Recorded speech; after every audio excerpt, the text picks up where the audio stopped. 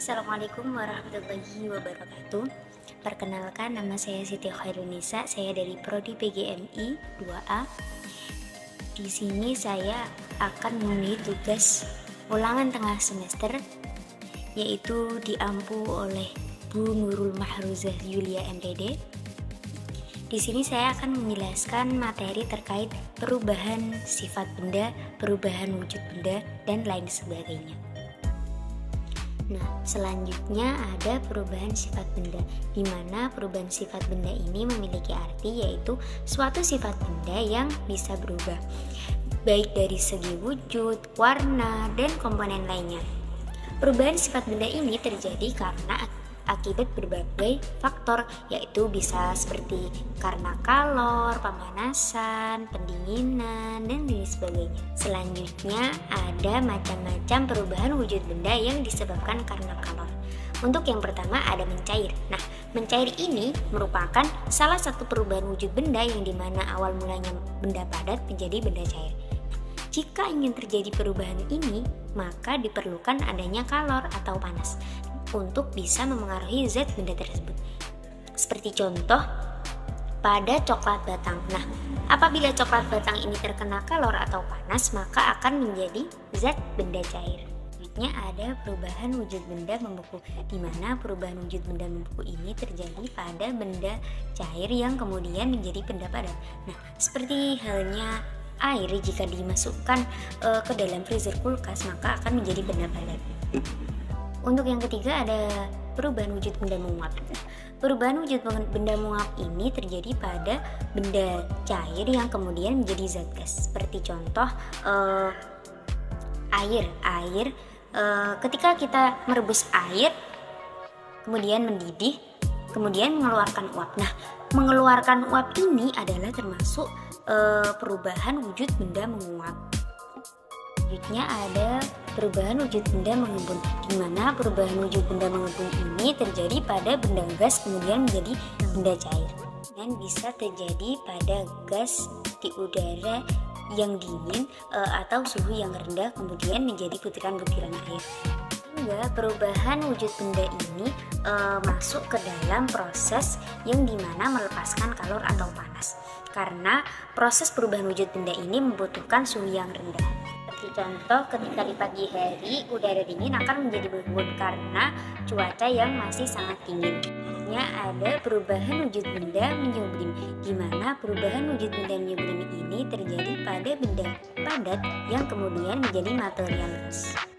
Perubahan wujud benda ini membutuhkan adanya kalor atau energi panas agar benda tersebut menjadi molekul gas yang di udara atau kapur barus yang diletakkan di suatu ruangan. Lama-kelamaan kapur barus tersebut akan habis. Karena apa? Karena terjadinya penyubliman. Nah, penyubliman tersebut dikarenakan adanya kalor atau energi panas yang kemudian menjadi molekul gas.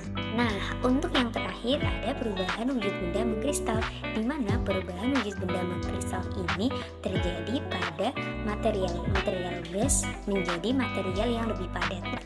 Proses perubahan ini bisa terjadi karena adanya pelepasan kalor atau energi panas pada suhu yang rendah dari suatu benda tersebut. Seperti contoh pembuatan salju. Pembuatan salju ini yang awalnya dari uap air yang di awan yang kemudian turun ke bumi sehingga menjadi kristal. Nah, itulah yang disebut mengkristal, perubahan wujud benda mengkristal. Poin selanjutnya ada sifat-sifat benda. Nah, untuk yang pertama ada sifat benda padat, untuk yang kedua ada sifat benda cair, dan untuk yang terakhir ada sifat benda gas. Nah, untuk yang pertama ada sifat benda padat, di mana bentuk dan besar benda padat ini akan selalu tetap dan bisa diubah dengan perlakuan yang tertentu. Sifat benda cair, di mana salah satu sifat dari benda cair ini adalah bentuknya yang selalu berubah dan harus menyesuaikan wadahnya, dan kemudian volumenya juga akan selalu tetap. Untuk yang terakhir ada sifat benda gas, di mana salah satu dari sifat benda gas ini volumenya akan selalu berubah dan memenuhi ruangan yang ditempatinya. Penjelasan tadi yang sudah saya paparkan itu mengenai perubahan wujud benda. Untuk poin selanjutnya ada perambatan bunyi yang melalui benda padat, benda cair, dan benda gas. Pasti kalian bingung apa sih yang sebenarnya dimaksud dengan perambatan bunyi? Nah, perambatan bunyi adalah bagaimana cara bunyi merambat dari berbagai media.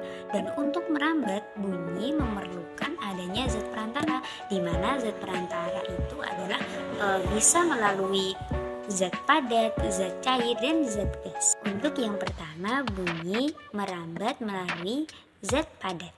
Nah, cepat rambat bunyi benda padat tersebut diperkirakan jaraknya 6000 meter per detik. Seperti contoh kecil, misal telinga kita kita tempelkan di rel kereta api, dan kemudian kita akan mengetahui bahwa ada kereta api yang akan datang, akan tetapi kita tidak bisa melihat, dalam artian tidak bisa melihat karena jaraknya 6000 meter, masih 6000 meter. Nah, sedangkan kita bisa mengetahui kalau kereta tersebut akan datang. Kedua ada bunyi merambat melalui zat cair. Untuk yang terakhir, bunyi merambat melalui zat udara atau zat gas. Nah, di mana cepat rambat bunyi di udara ini sekitar 20 derajat Celcius dan jaraknya kira-kira 343 meter per detik. Seperti contoh ketika kita melihat petir atau kilat yang berada di langit, dan kemudian petir tersebut itu mengeluarkan sebuah suara atau bunyi yang menggelegar. Nah, itu tanda bahwa bunyi bisa merambat melalui pada zat udara atau gas. Bunyi petir tersebut masih dapat terdengar meskipun jaraknya jauh. Nah, di sini bisa menunjukkan bahwa bunyi bisa merambat melalui zat udara atau zat gas. Untuk poin selanjutnya ada pemantulan bunyi, dan pemantulan bunyi ini ada 3 jenis. Nah, untuk yang pertama ada gaung, untuk yang kedua ada gema, dan untuk yang terakhir ada bunyi pantul yang memperkeras bunyi asli. Nah, untuk yang pertama gaung. Nah, gaung ini adalah di mana pantulan bunyi yang terdengar sebelum suara asli selesai diucapkan. Terjadinya gaung, maka suara asli tidak terdengar jelas. Nah, seperti contoh ketika kita di dalam sebuah ruangan bioskop. Nah, kemudian kita berteriak, kemudian menghasilkan sebuah pantulan bunyi di mana tersebut akan terdengar sebelum bunyi asli selesai diucapkan. Ini dikarenakan jarak dari sumber bunyi dan dinding pantulannya itu sangat jauh. Untuk yang kedua ada gema, di mana gema ini adalah sebuah pantulan bunyi yang dimana pantulan bunyi ini akan terdengar lengkap, sangat lengkap setelah bunyi asli diucapkan. Nah, seperti contoh ketika kita berteriak di depan gua, bukan di dalamnya namun di depan gua saja. Nah, itu akan menghasilkan suara atau bunyi yang kemudian merambat melalui dinding gua, dan kemudian bunyi tersebut dipantulkan ke dinding gua yang lainnya. Nah, untuk yang terakhir ini adalah bunyi pantul yang memperkeras bunyi asli atau suara asli. Hal ini dikarenakan jarak yang dekat antara sumber bunyi dan dinding pemantul. Contoh kita di dalam sebuah ruangan yang kosong, yang tertutup. Nah, kemudian kita berteriak sekencang-kencangnya, nah itu akan menimbulkan pantulan bunyi, di mana pantulan bunyi tersebut akan terdengar lebih keras dari suara tersebut, suara aslinya itu. Nah, kenapa bisa begitu? Hal ini karena jarak di antara sumber bunyi dan